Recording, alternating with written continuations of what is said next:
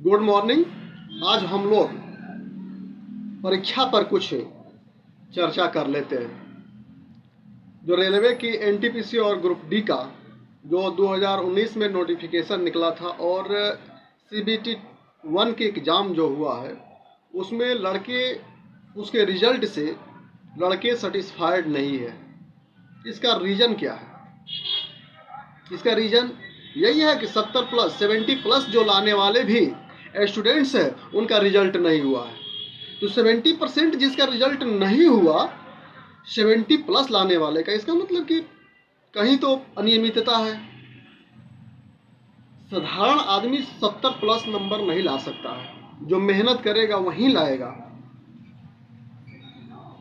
एक simple question दे दीजिए paper, फिर भी 70 प्लस जो पढ़ा नहीं है वो नहीं ला सकता है और उसको सीबीटी 2 में बैठने के लिए डिस्क्वालीफाई कर दिया गया।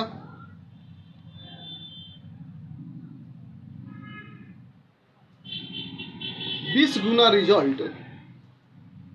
इसका रीजन ये भी है कि वैकेंसियां नहीं निकल रही है। तो शिक्षा का महत्व ही क्या रह जाएगा जब 70-80 नंबर लड़के ला करके और उसका रिजल्ट न हो?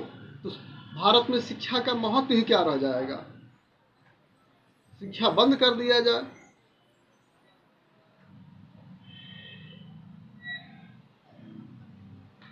हम लोग की एग्ज़ाम जो हुआ था 2012 में, उस समय 1 एग्ज़ाम हुआ था, एक डेट में ऑल इंडिया में एग्ज़ाम हुआ था और एक स्टूडेंट्स एक ही जगह पर सेलेक्ट हुआ था, जिसके कारण बहुत बढ़िया से, जबकि कंप्यूटर बेस्ड नहीं था तब हम लोग का सिलेक्शन हुआ था और एक ही समय हुआ था,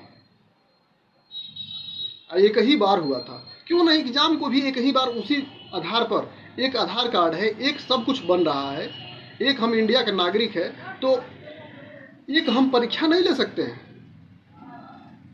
जो जितनी वैकेंट है एक ही एग्ज़ाम लीजिए, वो बेटर रहेगा। इसमें किसी का ये नहीं हुआ कि हमारा पेपर में आसान हुआ तो उसका कठिन हुआ, तो मेरा ये धांधली, ये स्टूडेंट्स के मन में भी डाउट खत्म हो जाएगा।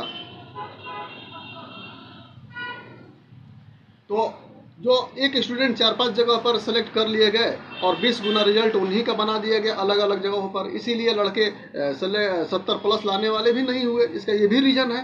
तो सरकार को चाहिए कि जो 70 प्लस है इन लोगों का तो सीबीटी 2 में बैठने का मौका दे दिया जाए, और यदि सीबीटी 2 में नंबर नहीं लाएंगे तो उसको डिस्क्वालीफाई कर दीजिए फाइनल में। ये शिक्षा व्यवस्था पर, ये शिक्षा, इससे शिक्षा का स्तर गिरता जाएगा। इसमें अपने बच्चों को कोई क्या पढ़ाएगा जो 70 प्लस लाने के लिए भी एक ग्रुप सी की नौकरी में सीबीटी 1 में ही वो फेल हो जाता है और सीबीटी 2 में वो नहीं बैठ पाता है। तो ये अच्छा नहीं है। इसके लिए 20 गुना अलग अलग रिजल्ट दे देते हर पोस्ट का, तो पूरा भर जाता। एक ही स्टूडेंट्स का एक ही जगह पर बुलाते, जैसे हम लोग के साथ हुआ था, और उसमें नॉर्मलाइजेशन नहीं था। हम लोग के समय नॉर्मलाइजेशन नहीं था। अब नॉर्मलाइजेशन कहाँ तक सही है? जैसे मान लीजिए नॉर्मलाइजेशन में क्या होता है कि किसी का नंबर, जितना नंबर किया है, मान लीजिए 70 नंबर लाया तो 70 से ऊपर भी आ सकता है, 70 से नीचे भी आ सकता है। कोई गारंटी नहीं है कि नॉर्मलाइजेशन में ऊपर नंबर बढ़ ही सकता है। तो कहाँ तक सही है? मान लीजिए किसी पेपर, इस आधार पर नॉर्मलाइजेशन होता है कि पेपर कठिन है तो नंबर बढ़ जाता है, पेपर कठिन है तो नंबर कम आता है तो नंबर बढ़ जाता है। कैसे हम मान लेंगे कि पेपर कठिन है? कैसे हम मान लेंगे कि पेपर आसान है? मान लीजिए कोई इंटेलिजेंट लड़का है, सपोज कोई इंटेलिजेंट लड़का है और उसको पेपर कठिन ही दे दिया जाए, तो क्या वो 70 से ऊपर नहीं ला सकता? तो क्या उसके लिए पेपर वो आसान, उसको क्या कहा जाएगा? पेपर आसान है, पेपर कठिन है, लेकिन स्टूडेंट्स ने वो पेपर को आसान बना दिया और उसका मेरिट नीचे गिरा दोगे नॉर्मलाइजेशन में। ये अच्छी बात नहीं है, नॉर्मलाइजेशन बहुत खराब है।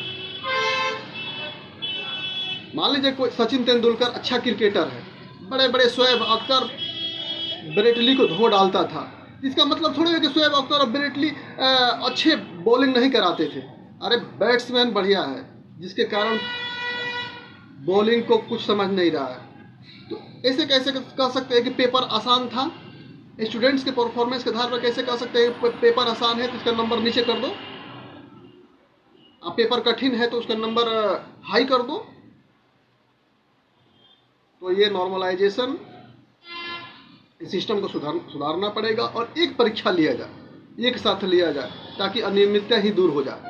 यदि एवरी ईयर्स, प्रत्येक साल यदि हमारी वैकेंसी आती, कम ही आती और एक बार में परीक्षा होता, तो प्योर जो लड़के हैं, जो जेन्युइन लड़के हैं, वे सेलेक्ट होते हैं। और आज जो लड़के मेहनत किए, तो भाग्य, आदमी कहता लक नहीं है, तो इसमें तो लक ही काम कर रहा है।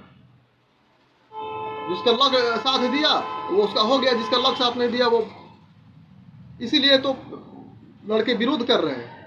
और उसका एज खत्म हो जाएगा 4 साल में, मान लीजिए 23-24 साल में दिया, 4 साल ऐसे ही उसका निकल जाएगा, तो फिर दोबारा वो बैठने का उसका मौका ही नहीं मिलेगा, उसकी लाइफ बर्बाद। तो एजुकेशन सिस्टम, स्टूडेंट्स की जो समस्या है उसको हम सरकार को सुननी चाहिए। और जब स्टूडेंट्स, बिहार की धरती से ही किसानों ने विद्रोह किया था, चंपारण सत्याग्रह, जिसके कारण अंग्रेज की नींव हिल गई थी और हम लोग आज़ाद भारत के नागरिक कहला रहे हैं। और स्टूडेंट्स भी वहीं से आंदोलन करेगा तो फिर भी इसका समस्या का समाधान होगा। इसीलिए स्टूडेंट्स और फार्मर्स की आवाज़ को सरकार को दबाना नहीं चाहिए, क्योंकि 70+ लाने वाले हमारे लड़का एक फ़ोन किया मेरे पास कि सर मेरा 70+ नंबर है, फिर भी मेरा नहीं हुआ। बहुत दुख हुआ। हम लोग के समय ये नहीं था, हम लोग के साथ एक बार परीक्षा हुआ था, हम लोग का फ्रेश हुआ था, एक ही बार परीक्षा सब जगह हुआ था, चेन्नई, इलाहाबाद, कोलकाता, हर जगह RRC कराई थी। उसी तरह सबका परीक्षा एक बार होता तो ये समस्या नहीं आती।